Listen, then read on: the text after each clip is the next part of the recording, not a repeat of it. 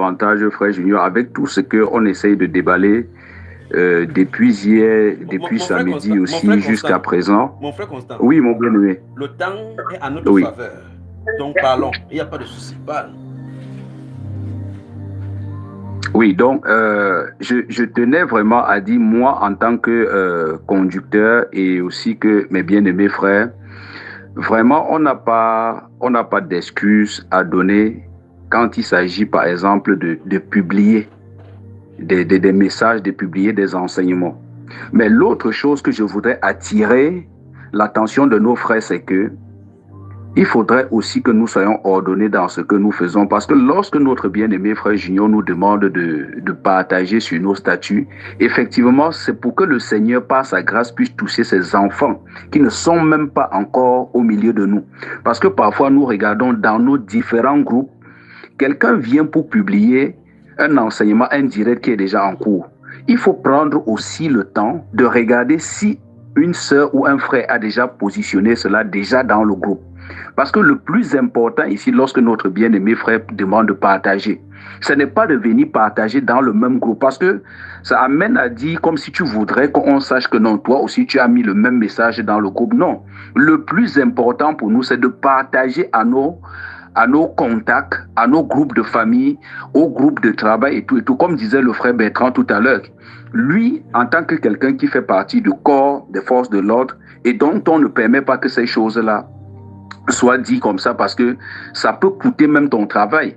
Mais il faut se poser la question de savoir, je suis prêt à aller jusqu'où avec le Seigneur. Moi qui vous parle là aujourd'hui, et j'avais déjà donné ce témoignage, où on m'a toujours dit que sache qu'il y avait un Camerounais ici qui a fait la même chose que toi, et il est parti. Et moi, ça ne m'a fait ni chaud ni froid. Que je sois à importe l'endroit où on m'a positionné, lorsqu'il m'est permis de dire quelque chose qui concerne le Seigneur, je ne m'hésite pas à le faire. Même si demain vous allez me dire ne viens plus, je m'en fous. Avant que je ne sois là-bas, le Seigneur m'a permis de vivre. Donc comprenons que l'autre chose qu'on doit savoir, c'est que pour venir distiller, c'est-à-dire partager un enseignement, ce n'est pas beaucoup plus au milieu de nous. C'est pour ceux-là qui ne sont pas encore au milieu de nous. Regardons combien, lorsque nous réécoutons encore les enseignements qui ont été faits 10 ans, 9 ans en arrière, comment c'est si riche, comment le Saint-Esprit agit. Et si nous sommes là aujourd'hui, comme disait encore mon frère Bertrand, c'est que le filet du Saint-Esprit nous a attrapés. Et il faudrait que ceux-là qui sont aussi dans le monde, que cela puisse les attraper, afin qu'ils reconnaissent la grâce de Dieu et qu'ils comprennent la fausseté, le creux dans lequel où ils se trouvent. Donc, mes bien-aimés, je nous attire d'être aussi ordonnés sur ce plan-là. Maintenant, revenons sur nous, les conducteurs. Je sais, comme la Bible nous dit dans le livre de 1 Corinthiens, le chapitre 12 et 13, parlant des différents dons qui ont été donnés, que les dons les moins qu'on trouve par exemple qu'ils sont les moins, parce que l'autre chose que nous devons savoir, c'est que Éphésiens le chapitre 4, le verset 11, qui nous parle des saints dons, les saints ministères qui sont là-bas, ne sont pas seulement les dons que Dieu a donnés. Au milieu de nous, il y a des dons, comme par exemple le don de prospérité, même le don de conseil. Mais nous devons comprendre qu'en dehors de cela, que chacun de nous puisse exercer véritablement ce ministère-là, peu importe où il se trouve, de pouvoir lui parler, de pouvoir parler de cela selon le don que Dieu t'a donné et comprendre que nous ne sommes pas appelés à la timidité. La timidité, ce n'est pas fait pour nous. Nous sommes appelés à travailler véritablement comme de l'armée, parce que quand notre bien-aimé frère Junior va parler, on aura l'impression que le frère Junior est en train de dire qu'il ne sait pas qu'on a la famille à nourrir, il ne sait pas qu'on a la facture à payer, il ne sait pas que... Mes frères, le frère Junior, c'est un homme comme nous que le Seigneur a choisi, il a établi. Mais nous devons comprendre que le Dieu qui nous a créés savait. Il savait qu'on aurait tous ces charges-là avant de permettre que nous soyons sous ce ministère-ci, que nous soyons là. Donc chacun de nous rendra compte de ce qu'il a pu faire pour le Seigneur jusqu'aujourd'hui. Donc ce n'est pas une raison pour dire non, c'est de trop. Je suis sûr qu'à quelque part, il y a quelqu'un qui dit que non, c'est tellement long, si tu veux écouter tout ça, tu ne vas plus rien faire. Mon frère, tu dois seulement que écouter et faire avec tout ce que tu as. Parce que, moi, je vais prendre mon cas particulièrement. Lorsque je ne suis même pas connecté à un live, je vous assure, mes bien-aimés, c'est comme s'il y a une partie de moi, qui est sortie et donc, il faudrait que je puisse rattraper ça. Et peu importe le cadre où je me trouve, je suis toujours mal à l'aise. C'est comme si je me suis régné moi-même. Donc, vous comprenez que c'est une partie intégrante de notre vie. C'est une partie intégrante de notre vie. Et particulièrement avec cette grâce aussi que le Seigneur nous a fait pour ces moments de jeûne, c'est encore une grâce pour nous. Parce que quand tu es dans le jeûne, avant d'écouter la nourriture spirituelle, que ce soit dans le travail, que tu sois en train de marcher, peu importe où tu te trouves, c'est encore un avantage. Parce que là, tu es allégé. Là, tu es allégé. Donc, j'encourage mes bien-aimés frères que le moment est venu véritablement pour nous de nous mettre au service du Seigneur et de faire la chose pour laquelle le Seigneur nous appelle. On ne nous appelle pas à venir faire une publicité, de pouvoir nous challenger et de pouvoir montrer que non, moi aussi, je peux faire quelque chose. Non, mais que le peu que le Seigneur t'a permis de faire, que tu puisses le faire exactement de la plus bonne des façons. Nous ne venons pas ici en concurrence. Non, mes bien-aimés, nous ne venons pas ici en concurrence. Mais nous venons pour que chacun de nous puisse savoir que non, effectivement, je suis là. Je vais prendre cet exemple-ci. Regardons le feu de bois que nous faisons.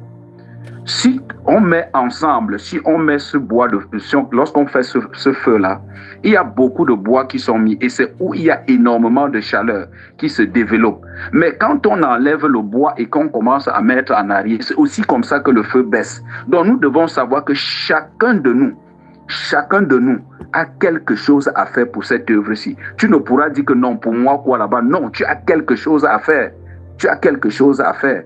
Donc, mon bien-aimé, peu importe où tu te trouves, tu as quelque chose à faire pour que le Seigneur puisse être publié, pour que l'œuvre de Dieu puisse être publiée, pour que ça puisse toucher, puisque ça puisse combattre, puisque ça puisse être connu des gens, en fait. Et regardons, lorsque notre bien-aimé frère parla de la déprogrammation. Mes frères, quand tu t'assois, tu comprends effectivement que la déprogrammation a besoin d'être faite. Mais bien aimé, lorsque nous regardons le monde dans son sens, le monde a été corrompu à 99%. À 99%.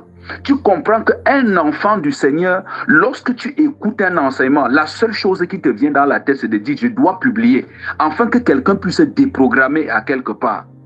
Que quelqu'un puisse se déprogrammer à quelque part. Oui, mais bien aimé, c'est très, très important. Parce que le plus souvent, quand nous écoutons, nous nous disons non, oui, ce que j'ai écouté là, j'ai été béni. Mais la question que tu dois te poser, c'est que est-ce qu'il y a quelqu'un aussi à quelque part qui a besoin d'être béni, n'est-ce pas? Donc, je dois publier ça.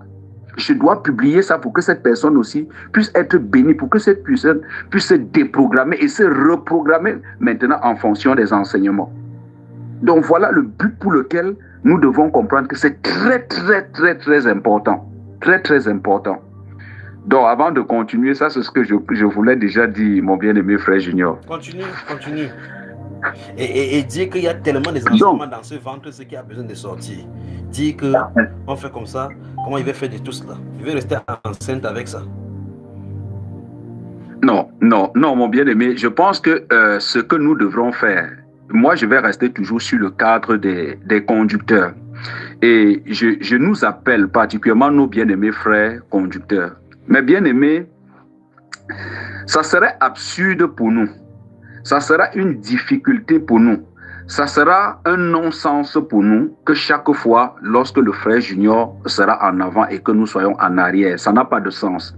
Mais bien-aimés, ayons cette habitude de venir auprès de notre frère et d'écouter ce qu'il est en train de dire et que lorsque nous nous tournons, que nous nous posons la question de est-ce que ce que nous avions écouté, est-ce que la chose a été effectivement partagée? Je vous dis, mes frères, prenons le temps des différents serviteurs de Dieu. Il y en a tellement. Si nous prenons le cas d'Abraham, nous prenons le cas d'Isaac, nous prenons le cas de Jacob, nous prenons le cas de Moïse. Dieu a toujours suscité quelqu'un à un moment que lui, il sera le porteur de flambeau. Et les autres seront maintenant en arrière. Mes frères, ne venons pas ici comme si nous voulons regarder pour dire est-ce que le frère Junior a fait ceci, est-ce qu'il a fait ceci. Ce qu'il a déjà eu à faire par la grâce de Dieu. Qu'avons-nous fait de cela? Qu'avons-nous fait de cela? Qu'avons-nous fait de cela? C'est la question qu'on doit se poser. Qu'avons-nous fait de cela? Qu'est-ce que nous faisons dans nos différents groupes en tant que conducteurs? Parce que regardons, nous venons là aujourd'hui sur Mondo Vision. on entend que non, nous les conducteurs, nous sommes plutôt en arrière. Or, nous savons que le ministère, c'est fait pour les hommes. C'est fait pour les hommes. Donc, nous sommes ceux-là qui devront tirer cette femme-là en avant. Mais si aujourd'hui, on se rend compte que ce sont ces femmes-là qui sont plutôt vues sur la scène et que nous sommes en arrière, on devrait se poser la question. Et ça m'amène même à dire que si nous sommes 100 conducteurs, ça veut dire que déjà, il y a 100 femmes qui devraient être sur la scène. Pas sur la scène parce qu'elles viennent enseigner, pas sur la scène parce qu'elles viennent exhorter. C'est-à-dire 100 femmes qui sont en train de passer leur marquage à quelque part dans leur famille, dans leur marché, dans leur bureau, dans leur travail, qu'on commence déjà à remarquer dans ces femmes-là que mais pourquoi est-ce que cette femme-ci, elle est comme ça? Pourquoi est-ce que cette femme-ci, elle se comporte comme ça? Moi, je vais prendre comme un exemple. Moi, j'ai eu un contact qui est venu au Cameroun parce que ce contact-là avait deuil et que mon épouse est allée rendre visite à cette personne-là. La personne me demande après que, mais, pasteur, moi je veux savoir, ta femme elle est musulmane, toi tu es allé épouser une musulmane alors que toi tu es chrétien, comment? Avec tes trucs de Dieu à gauche, à droite, moi je ne comprends pas. J'ai dit, mais il fallait lui poser cette question de savoir si elle est musulmane, si elle est chrétienne. Elle dit que oui. Moi j'ai vu une femme venir là, avec le foulard, le cabas sur elle, elle n'a pas de boucle, elle n'a rien sur elle. J'ai dit non, il fallait lui poser la question. Voilà tout simplement par un habillement, quelqu'un a été marqué de savoir que celle-ci, elle est musulmane ou pas. Donc c'est pour dire, mes bien-aimés, que nous avions un travail fort à faire. Nous avions fort à faire. Nous ne devons pas rester dans nos lauriers et de dire non, on écoute seulement le frère Junior. Combien de fois on nous demande parfois de liker, de signaler que non, nous sommes là. Mes frères, j'aimerais dire, peut-être, je peux me tromper, mais ne disons pas que non, pourquoi c'est le frère Gaël qui est appelé, pourquoi c'est le frère Georges qui est appelé, pourquoi c'est le frère tel qui est toujours appelé. Mais la question c'est que, qu'as-tu fait? Qu'as-tu fait? Qu'as-tu fait pour que tu ne sois pas appelé? Qu'as-tu fait pour que tu ne sois pas appelé? Si tu restes toujours en arrière-plan, le bien-aimé frère qui a appelé tout à l'heure, pour ceux qui m'écoutent, qu'on appelle le frère Bertrand, il doit être sûrement peut-être en garde. Il doit être peut-être sûrement là à quelque part où on lui a mis un poste que non, voilà, c'est toi qui dois veiller sur ce tronçon, si c'est toi qui dois... Mais voilà, le frère se démarque en disant non, moi aussi je suis là. Donc nous devons nous démarquer. Nous devons nous démarquer. Ne restons pas là que l'ennemi commence à nous donner des suggestions, que nous commençons à compter les heures et les jours pour dire non, il faut rapidement que dimanche puisse arriver pour que je puisse couper le jeûne. Non, ça veut dire qu'on n'a pas compris. On n'a pas compris parce que effectivement, ce moment de jeûne, c'est pour mortifier notre chair. C'est pour aller au-delà de cet effort physique. Nous recherchons maintenant l'effort spirituel. Nous recherchons l'effort spirituel. Particulièrement ces deux enseignements qui ont été donnés aujourd'hui, la compromission et notre faiblesse qui nous attire vers Dieu.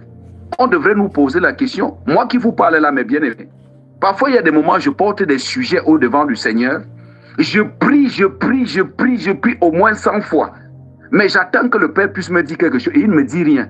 Mais l'ennemi va venir te chuchoter dans l'oreille en disant que tu pries, il ne réagit même pas, il faut abandonner. Mais mes frères, c'est le moment pour toi de montrer qu'effectivement, tu ne peux pas abandonner. Et la majorité des temps où moi je me prosterne pour dire au Seigneur, voici des sujets que je ramène au devant de toi concernant ma propre vie, il ne me dit rien.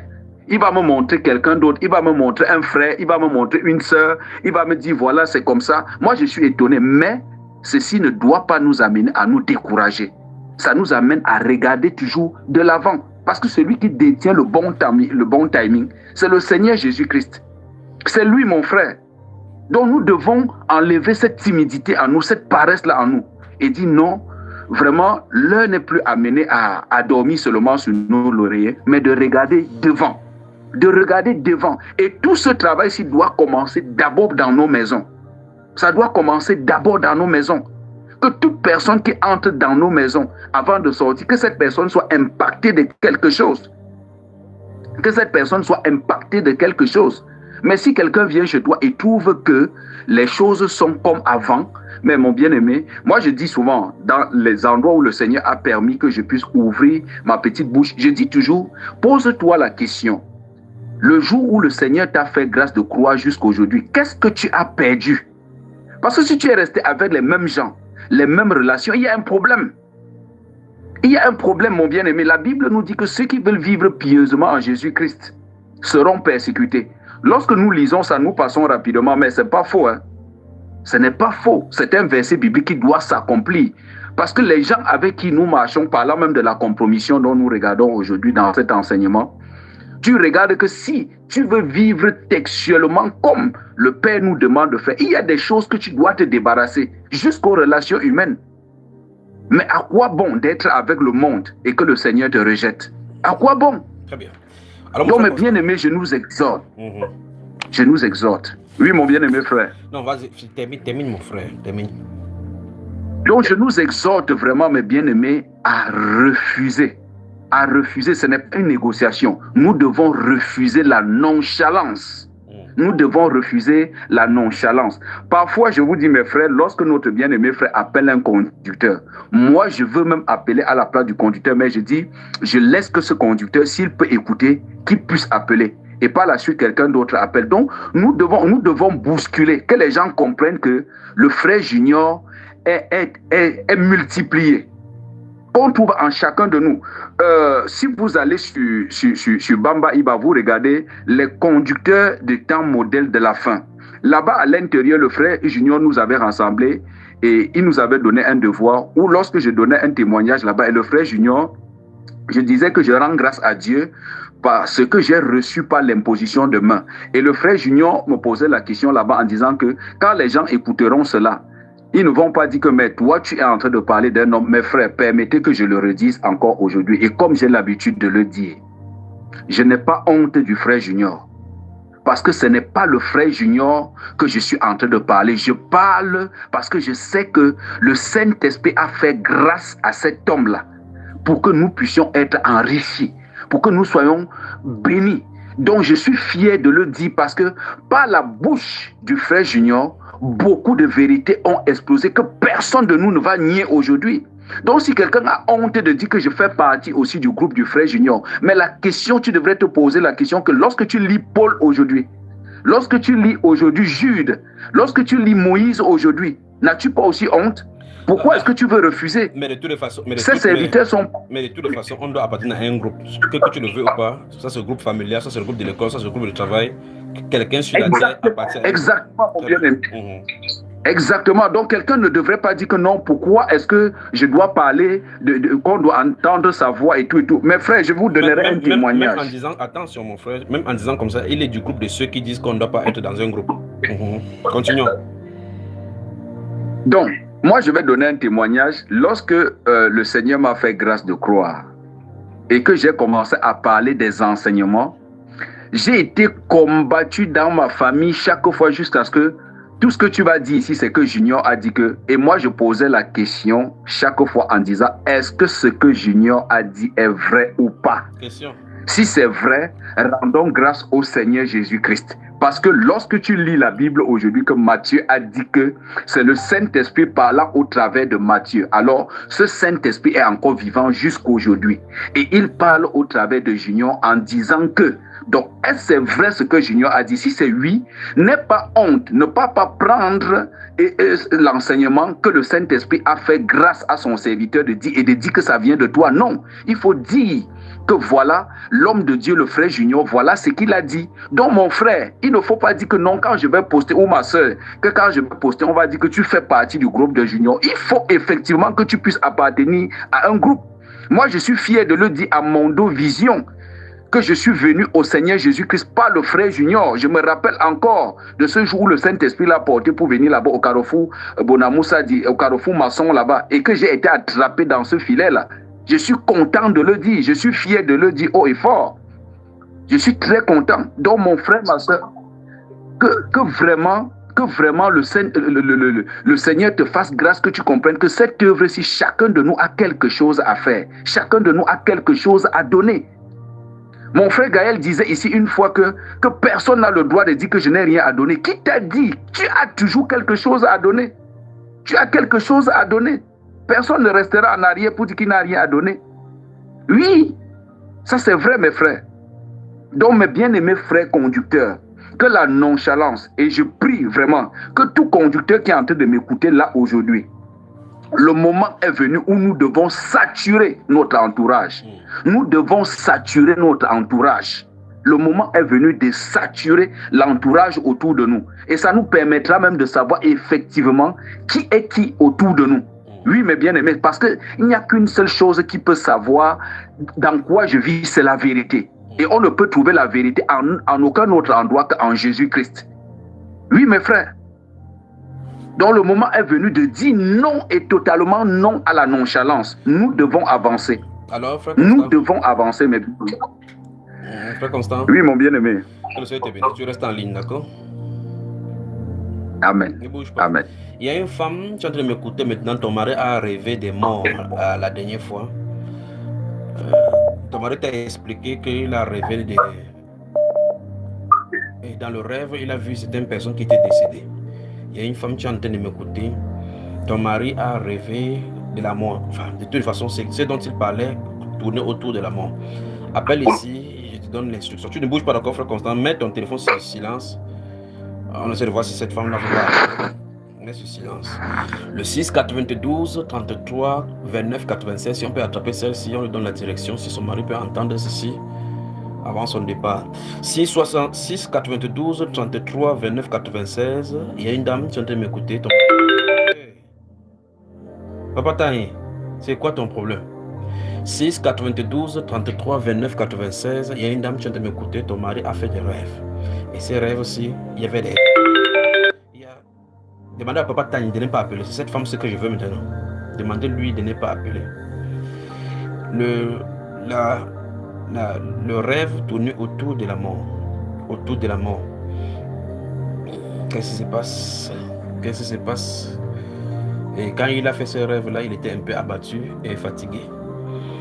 Père, au nom de Jésus-Christ de Nazareth, merci, merci, merci, merci, merci, merci, merci, merci, merci, merci, merci.